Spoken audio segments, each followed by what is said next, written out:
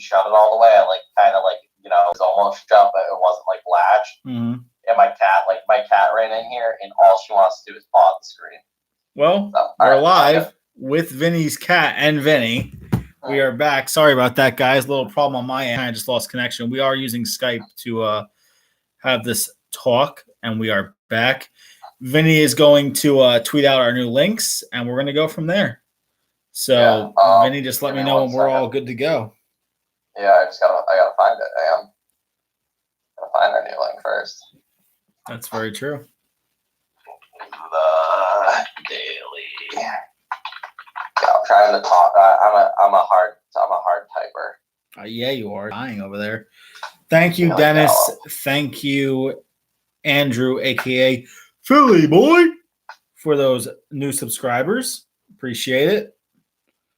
Hopefully, we can, give out some good thoughts here. You said we're live though. Yeah, we are live. What did you title this one? It should just be rest of Saturday's card. You should be able to just go into the Daily Gallop and it should pop up as we're live. Daily Gallop. I just can't even find our people. What the? God damn, I hate technology sometimes, guys. I mean, I do too. I apologize. All right. I apologize. I bet on my phone it pops up. Yep, on my phone it pops up fine. On my computer, absolutely not. All right, share to everyone. All right, I hate the sound of my own voice, so I apologize to everyone. I think that's the thing with everybody, though. I don't think anybody likes the sound of their own voice. I would tend to agree with that.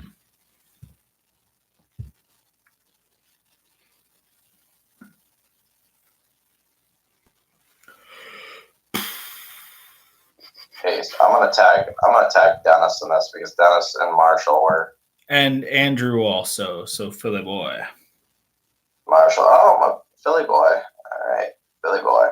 All right, cool. Links tweeted out. All right. I'm gonna wait a few minutes, see if our boys decide to get back in. Dennis is back. Cool. And then I'm gonna click on our own link because YouTube won't let me find it, but I can find it on good old cellular device. It might just be me. I've had a good amount to drink. I had a nice glass of bourbon, and then my wife made me a margarita. So. God. All right. I think that we had said everything we wanted to on that sixth race. Unless if there was anything else you want, or no, sorry, on the fifth race. We are on the sixth race. It is the Big Ass Fans Breeders' Cup Dirt Mile, 1 mile on the dirt. Where did you decide to go here, Vinny? I landed on Coal Front. Interesting. I respect Omaha Beach. I'm playing a multi-race ticket. I am not tossing Omaha Beach. Interesting. But I think my 3 that I would use on multi-race tickets are Omaha Beach, Coal Front, and Diamond Hoops. Okay. I think Coal Front. I get the 3-year-olds have some speed. I know Omaha Beach has shown speed. I know Mr. Money has shown speed. Improbable has shown speed in the past. Not great because he's very inconsistent. Yeah, Mr. Inconsistent, really. Right, Mr. Inconsistent. But man, Coal Front has been a Coal Front. He knows how to stalk. He's just a very yes, he looks inconsistent if you look at his past races, especially that third in a grade 3 there where War Story won and he lost the Ball Harbor by 12. Mm-hmm. That was not a good race. No. But he was coming out of the Met Mile, and a lot of horses out of the Met Mile did not run particularly great. There were very few that did. I am giving him a pass for that. He won the Godolphin Mile and won it very impressively.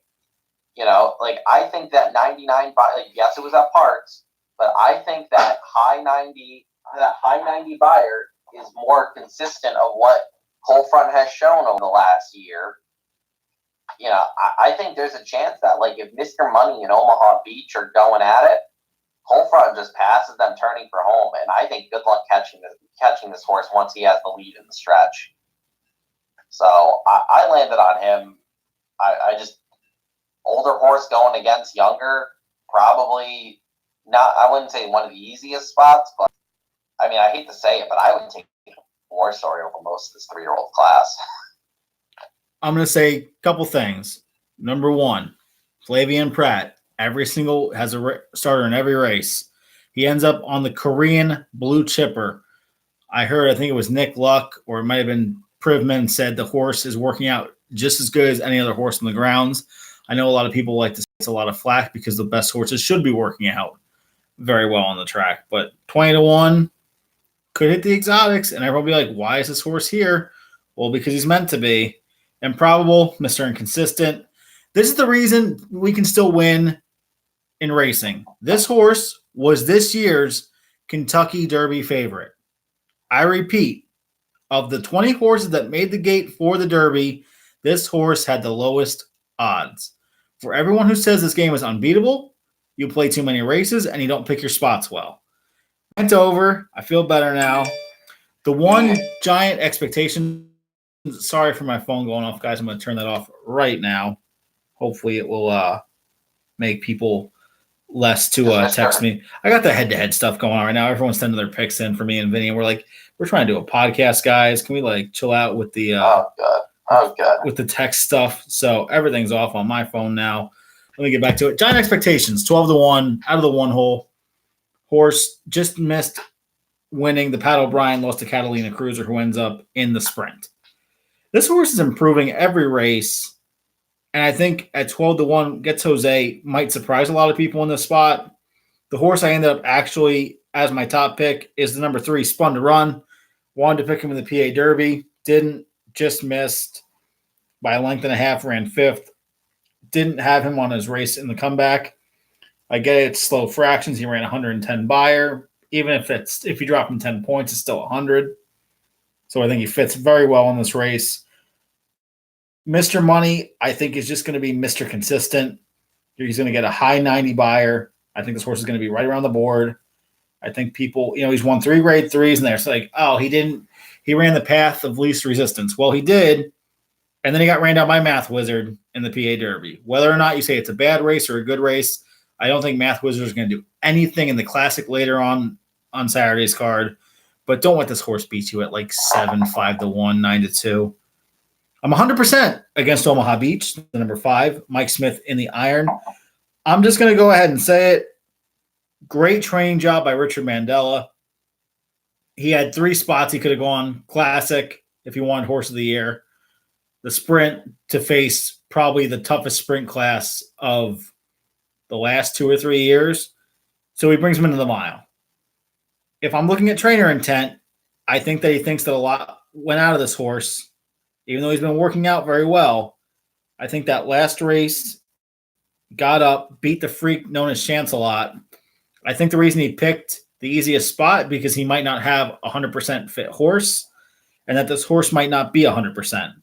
Now, when he goes by and beats his field by 8, I'm not going to feel bad. I don't think this is the strongest dirt mile field. I think everybody who always gets upset that the dirt mile takes horses away from the Classic, I don't think this is the year for that. I think the Classic is a good enough race, and I think the dirt mile will be a good race too. I just don't like Omaha Beach at under 2-1. Any other things to add there, Vinny, or can we move on to the 7th? I don't want to say, I think that the spot for this is more of the fact that they are pointing to they believe that they're pointing Omaha Beach to Malibu next time out. To then go to the Pegasus. Right. So cutting back from a mile back to 7 for the Malibu, I believe Malibu 7, if I'm remembering correctly. I don't think that is as big of a change as if he was to stretch out to the Classic. Not saying I think he would win the Classic, but I think that was the logic, and I do think they wanted to avoid Matoli. I mean, if you say that, then this sounds like a prep to me that they're just double prepping to go for the Pegasus. So I should bet the bankroll on the Pegasus Day and pass him still here.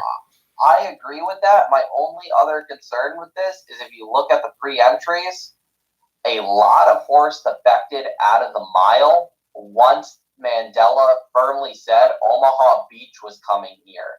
I mean, you have Catalina Cruiser is arguably is better at a mile than he is 6 furlongs. And they're rather taking on Matoli in the sprint than taking on Omaha Beach in the other 3-year-old too. I love Mr. Money, but I mean, come on. Like, I would take Catalina Cruiser over Mr. Money. But, like, here's the race that Catalina Cruiser went off the favorite as last year, and they defected after Omaha Beach was announced. Yes, he might not be fully geared up, but he might not have to be. I just think he's a dangerous one to leave off of multi-race tickets. If you're playing exactas and stuff, try to beat him. I would at his 8-5 morning line. I bet it's more like 7-5, 6-5 more by the time he hits the gate. I try to beat him in exotics and stuff like that, but you don't want to lose like a pick 5 not betting him. Ready to move on to the 7th? I think we can all say it in unison. This is the Grade 1 Maker's Mark Breeders' Cup Filly and Mare Turf. 3, 2, 1. Our top pick is Sister Charlie. Sister Charlie. The only other place I think you could go in this race, even with bias scratching today, I think the only other horse you could possibly use in this race is Vasilika. 11 for 12 at Santa Anita. Right. A horse for course. I've seen some people say, oh, well, maybe Mirth can get a loan on the lead. Even if Mirth gets a loan on the Mirth, I no disrespect to Mirth. She's not. She is not holding off Sister Charlie if Sister Charlie comes running. I'm sorry. There's no doing this horse that. just ran 94. Sister Charlie is going for 7 Grade 1s in a row. The last race everyone can say is, oh, it wasn't that good of a race. Mississippi was coming at him. Or coming at her, I apologize. This horse is one of the best horses in the world and is probably the best older turf female in the world. Maybe I think she's allowed to have a bad race. And guess what? She had it last time out. That was your shot. Now you don't. If Chad didn't have bricks and mortar, I think Sister Charlie would be running in the turf. I mean, I think it's as simple as that this horse, she is good enough to beat the boys. And I think she has shown it repeatedly that she's good enough to beat better than this. So let me just get this off my chest. Rabbits are okay in our game because for all of you Frankel lovers, he never left the yard without his rabbit. And for all of you people, he was like 7. He was like see it 6 times with the rabbit. I think 7 he didn't have the rabbit for. But come on, for all of you guys who shit on this horse because this horse has a rabbit, it's part of the game. If you don't want to bet said race, don't bet said race because guess what? She's coming down at 6-5 or even money. And for all of you guys who hate to bet chalk, and when the horse wins and you blame, oh, the rabbit did it. The horse is fantastic. The horse's best race this year was against 3 other Chad Browns at Saratoga, and she crushed them. She doesn't need a fast pace. She gets slow paces, and she still wins. So for all of you guys who are going to bet against this horse and then get pissed off when she blows you out of pick 5s, pick 6s, and pick 4s, I'm sorry. And to be fair, Thias was entered in the Breeders' Cup in this race last year, and she missed the break. So even though one of those wins that Thias was in as the quote-unquote rabbit was this race last year, and Thias was never better than 5th in that race. So she won this race last year, which in my opinion was a much tougher field with Wild Illusion in it. Wild Illusion is a very, very good horse from Europe. And Sister Charlie still won.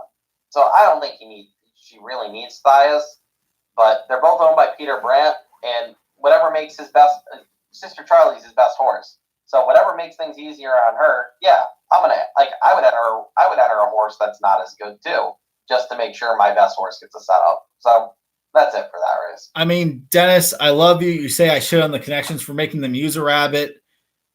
I mean, when this horse now wins without a rabbit, I don't want to hear you talking smack about Chad Brown for how much smack he gets anyway when this horse wins without a rabbit. On to the next race, race number 8. It is the Breeders' Cup Sprint. It's my favorite race every single year. I love watching the sprinters throw it down. I am on number 4, Matoli. I think this is the best. He was up for Horse of the Year before that bad race in the Vanderbilt, which then obviously was on the inside. The outside was the better place to be. He had the freak Imperial Hint run 114 Buyer. He's got the other freaking hair Chancelot that everyone thought was going to be the best horse in the world. And they got bet down to 0.30 the last 2 times, and he's lost twice now. Once to Omaha Beach, once to Mind Control. So, I mean, if it's the 2 freaks or Matoli, I'm taking Matoli every time. I agree with that. I think Matoli's the horse to beat. It doesn't matter what way you look at this race. I think Matoli's the horse to beat. The one thing I will say about Chancelot is the race at Saratoga, I think the 7 furlongs caught up to him. Even in his maiden race, he barely hung on at 7 furlongs against Bodie Express, who is one of the most famous one-win horses now. Absolutely. But, getting back to 6 furlongs, yes, he did lose to Omaha Beach. But I think this race particularly, I know it probably doesn't help in the multis, depending on where in the sequence it is. It's in the same, I believe it would be part of the same, one of the same sequences at least. But I think it is very important to see how Omaha Beach runs. Because if Omaha Beach comes back and blasts that mile field, how do you not play Chancelot here? Because the mile field might not just be as good as we said it was. Right. Well, it might not be, but I mean, if Omaha Beach is as good as advertised and wins that race, and Omaha Beach caught this horse by a head, especially now with Landeskog scratching out. That's a fair point. You don't really have that other big front end speed with him anymore. Catalina Cruiser sits off, Hog Creek Hustle sits off, Firenze Fire sits off. Matoli can press, but prefers his best career races, in my opinion, is when he stalks. Engage sits off, Whitmore sits off, Imperial Hint.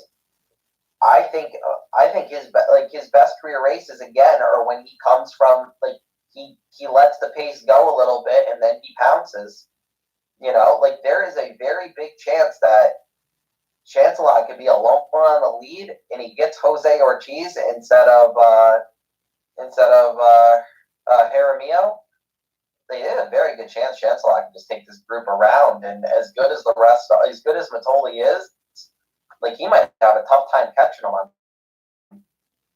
on this track. I think that if I was going to ever add another horse, maybe Whitmore or Engage.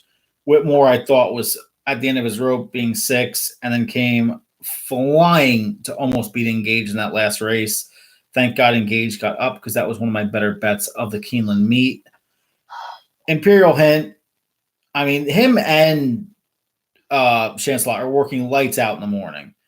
Imperial Hint's doing it at Monmouth, and then Chancelot has done it twice at Santa Anita over the heavier track. So if you're going to go between the 2 freaks, I'm probably picking Chancelot. I think if Omaha Beach does win, if it takes his – is there a thing that if Omaha Beach blasts them, does Chancelot go favored over Matoli? Absolutely not. I will be more shocked than any. You could have a 99-1 shot at the Breeders' Cup this year, and I would be more shocked that Matoli didn't go off the favorite in this race. I don't see there being any way that Matoli is not the favorite in this race. I really don't. I think he is just, from a numbers perspective, his buyers are consistently better. If you're a buyers person, he had one bad race this year he's got a handful of excuses because of the quote unquote dead rail at Saratoga and Imperial Hint freaked. He came back and he beat that field pretty. He beat Firenze Fire by 3, who Imperial Hint came back to win in a head bob. And yes, it was the the head bob race with Imperial Hint was at Belmont, which is Firenze Pirate's favorite track. But still, like, that's a you beat him by 3 lengths the next time out. So I don't see a situation where Mitole is not the favorite. I can see a situation where he drifts up to like 2-1, but I don't see a situation where Mitole is not the favorite in this race at any point in the day. Let's move it along. Race number 9, the TVG Breeders' Cup Mile. For me, it was interesting. With my stable duel, I got so low on cash, I had to pick a longer shot. I actually ended up as my bomb of the day being True Valor, the number 5 horse. I just think that race off the layoff was very good. But if I had money, I also would say that Uni could possibly be the second best horse. I mean, Bricks and Uni now, are they closer together? I mean, Sister Charlie might be the best one in the whole group. Uni is improving. Joel Rosario is probably the best rider for this horse. I think that this horse is going to, doesn't even matter the post. Lord Glitter's got a crappy post. El Tormenta just came back and won the Woodbine Mile at a bomb price. Circus Maximus is going to take money for O'Brien, but we already know my problems with O'Brien. I think Got Stormy, the other female in this race, the last 2 big races kind of, blew it out of her. I think she's kind of burned up at this point. I think it's Uni by herself. I think that you're going to see a better buyer than Sister Charlie in this race out of her. And I think it's going to be very, very interesting to see what they do with her, if she is coming back next year or not. I agree. I think Uni's very tough in here. I'm not a fan of the post, but she loves the distance. No doubt about it. She's a very good horse. I mean, I can't fault anybody for picking her. I have 2 long shots in this race who I think could make some noise. One of them is the 2 Luke Cullen. Yep. This horse has been improving all year. If you was 3rd in that race in the Woodbine Mile with Got Stormy, just didn't get a great trip, but in numbers wise has been improving over the last 2. Yes, the last race was a little farther than a mile, but still got the job done in the Knickerbocker, I believe. The Knickerbocker is the race. Godolphin horse. Saya's back. Saya's 3 for 4 on her with a 3rd by 1 length in a grade 1. Like, maybe this horse wants longer, but being on the inside, at 12-1, I'll give this horse a shot, especially when you're talking about Uni's going to need a pace to get in. I don't think there's too much pace in here. So I think a horse like Luke Holland, who usually sits like 2 to 3 lengths off the lead, has a good shot. And I also really like the 1 horse. I don't know how to say it. French horse. Who knows? This horse, first race at Keeneland in the U.S. finishes 3rd by 3/4 of a length at 20-1. Bowie's Hero Bowie's Hero, I believe, is the 14th. Yeah, he's the 14th post in this race. And Diamond Oops is actually in the Breeders' Cup Mile, I believe we were just talking about. Did he jump to the mile or did he jump to the sprint? I forget exactly where Diamond Oops ended up. But either way, yeah. So he lost the 2 Breeders' Cup horses, and made up a ton of ground. 97 first time out in the U.S. That's not terrible. If a horse improves off of that and runs a low 100 here, that might be good enough. I mean, I know Uni's been running her last race was a 105. I mean, if a horse runs a 105 here, the horse is winning. It doesn't matter who it is. Like, a 105 wins this race. So I think like a 100, a 101 is very competitive here. And at 20-1, getting Javier Castellano and going to be saving all the ground after breaking from the 12, broke from the 12 post last time at Keeneland. I think this horse is live from the rail. Might be one to add to your multi-wager tickets. Race number 10, the Breeders' Cup Distaff, Grade 1, mile and an eighth. We all know who the favorite is. Are we pro Midnight Bisou or are we going away from Midnight Bisou? I don't see a scenario where Midnight Bisou is not in the picture here. I think she is going to be very, very tough. Even I think there's a couple scenarios where she could lose. Both of them involve speed horses with either Paradise Woods and Serengeti Empress. If one of them can get out to the lead by themselves and gets no pace pressure, they could be very tough to track down. With that said, Midnight Bisou she just overcomes everything. Like I know her record at the distance isn't great. She's got what? She got 3 losses at the distance, but in her last race wasn't phenomenal in the Beldame. Yep. But I mean, she is just. I mean, she's beaten everyone she's needed to. She including a late. You're going to. I think the way you beat her is. I think I tweeted this out earlier. The way you beat Midnight Bisou is the same way that a couple years ago in the Breeders' Cup Turf, you beat Flintshire. Yeah. You go right to the lead and you don't get caught. I can't see, I like Street Band. I hope so. I would love to see Street Band win with Sophie Doyle. I think that would be a great story. Absolutely. Dunbar Road, very, very good horse. I like Jose Ortiz. I would like to see that horse win. I just don't see a world where coming down the stretch, a horse is out kicking Midnight Bisou late and not only catches her, comes from behind and beats Midnight Bisou, but actually passes her, really passes her. I think if you're going to beat her, it's got to be one of these speed horses. And I think the 2 logical ones are Paradise Woods and Serengeti Empress. And if I had to pick one, I would go Serengeti Empress because I don't think Paradise Woods is that good. Boy.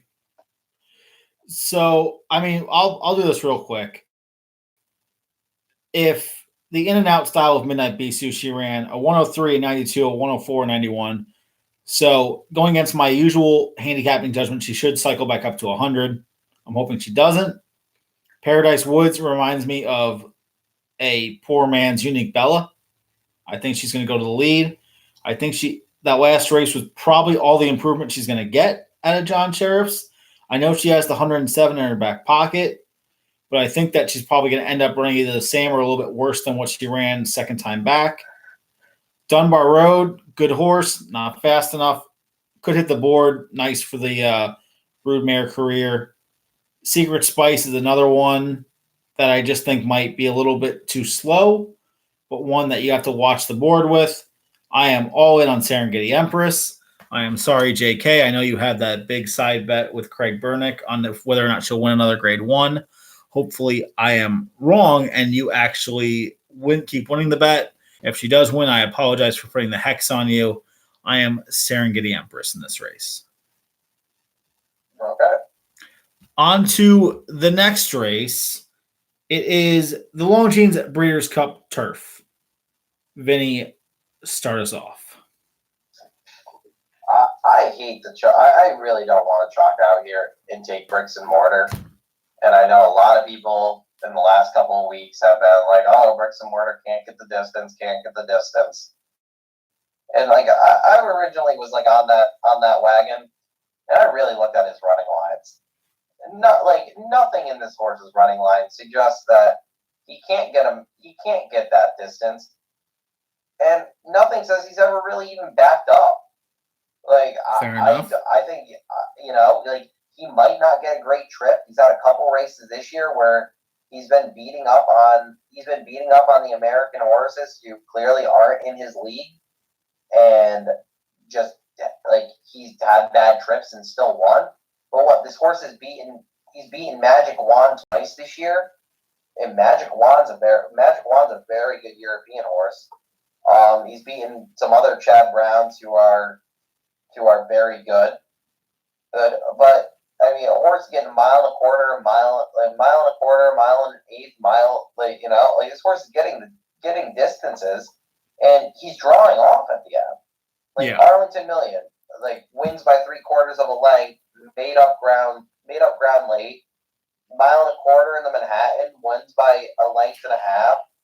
This horse just keeps his best strides are late. But with that being said, I'm going to take a shot with Arklow. And I know I was all against Brad Cox earlier. Wow. But I know I was all against Brad Cox earlier. But here's a horse that fires every time. I don't know if he can win.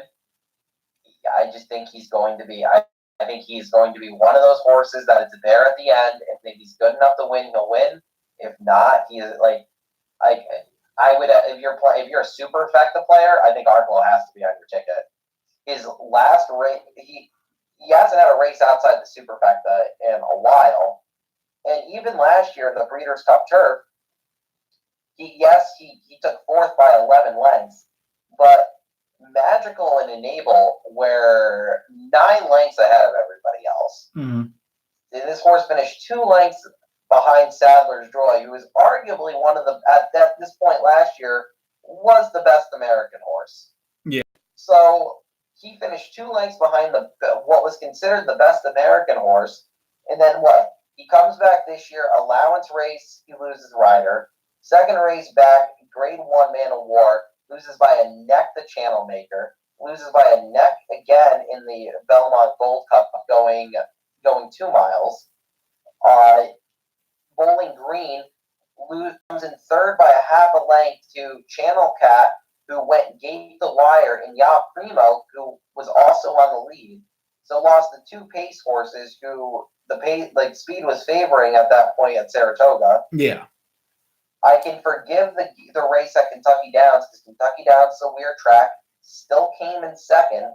Zulu Alpha's in this race, and Campaign is on the either the Friday or Saturday undercard. All the days blend together at this point. Right. But he's a heavy favorite in the Breeders' Cup Marathon. He's the 4 to 5 morning line favorite. Yeah.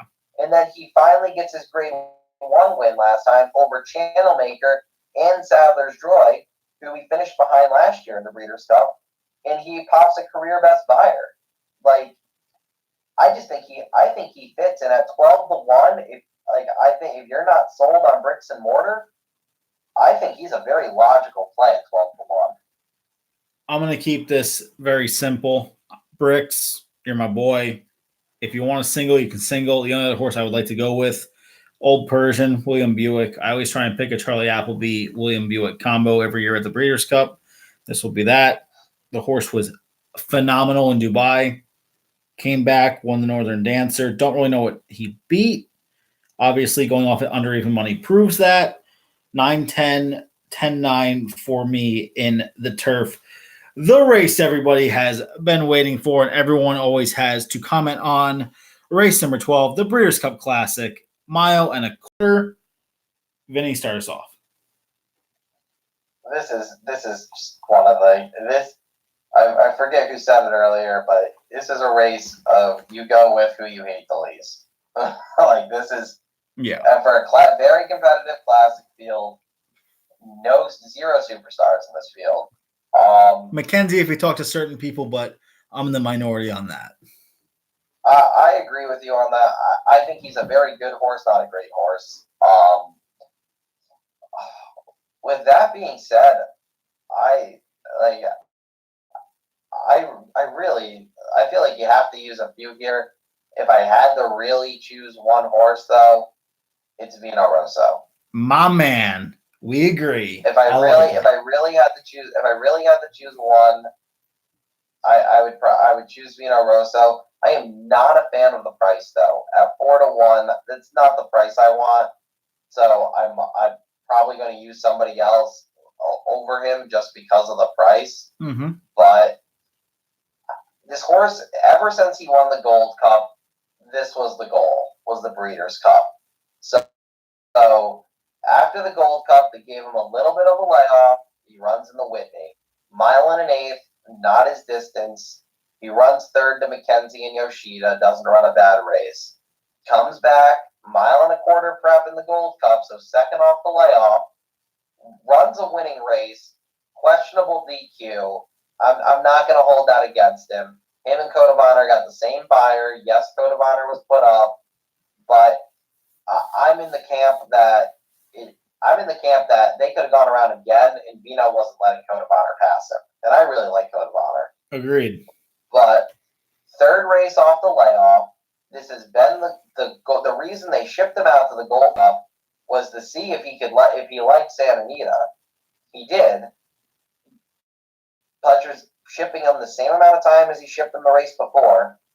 Like, I just think he fits, and against a vulnerable favorite like Mackenzie, who Mackenzie could easily destroy this field. Like, if he does, he does, and that's why I'm gonna use 4 horses here and my multi-race tickets and go skinny earlier because I'm not confident. I'm not that confident in this. Mm-hmm. But against a vulnerable favorite like Mackenzie, like, I'll take a shot with Vino. Absolutely.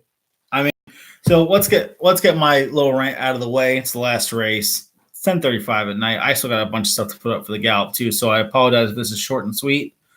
I have been against Mackenzie for the last 2 years. I think he's always been overhyped. If he wins this race, he wins this race. Everyone complains about how Mitole is a short price today. Well, guess what? You should have bet him at Belmonte in the mile, 7-2. That was time to get your price on Mitole. It was weird the way the draw happened because obviously Code of Honor got a bad draw. Vino probably got as well a bad draw. I've been on Vino since before the Woodward. We obviously met to do some live streaming the day he won that 7 furlong race at the beginning of the year. I was like, wow, Vino might actually have something this year. I am all in on Vino Rosso. I will say Mongolian Groom, another horse that, is a long price. Don't let this horse beat you in a triple or a super. The horse is going to run well again, I think. I know that it's a different, test for him going 1.25 miles, but try to end with, hopefully a little bit faster pace than what he got last time. Don't let this horse beat you. Other than that, I just want to thank people who have watched, listened, and will listen, hopefully over the next couple days to mine and Vinny's chat tonight. If you guys have any ideas of what else you guys want us to talk about, certain track carryovers, certain tracks, what we think about for a day's card, give us a little bit of advance notice and we'll try and put together this stuff a bunch during the week. I really enjoyed doing it tonight, Vinny. It was our maiden voyage. I hope you did too. Sorry for the technical difficulties. Anything else before we let the people go here, Ben? I know you just said Mongolian Groom you don't want to let beat you. I feel the same way about it late. Say what you want about her. Her 1.25 mile races are infinitely better than any other infinitely better than any of her other races. And if she runs back to some of those 1.25 mile races, I mean, she could win this race for fun. If she runs back to that Delaware handicap, she might win this race. She could win this race for fun, and it would be everyone would be like, "Where did that come from?" But I don't think you want to let a horse that's 3 for 3 at the distance really beat you. If you have room on your multi-race tickets, I would definitely include her, just because there is a chance that she just likes 1.25 miles. Could very well be the case. Closing thought, Vinny, over the 2 days. No, that's pretty much it. You can follow me on Twitter. I'll be tweeting a lot over the next couple days. The races on the undercard are pretty good, so don't feel like if you're playing the 2 days, don't feel obligated just to play the Breeders' Cup races. I feel like you can find value in the undercard. What is your Twitter handle for people that want to follow you?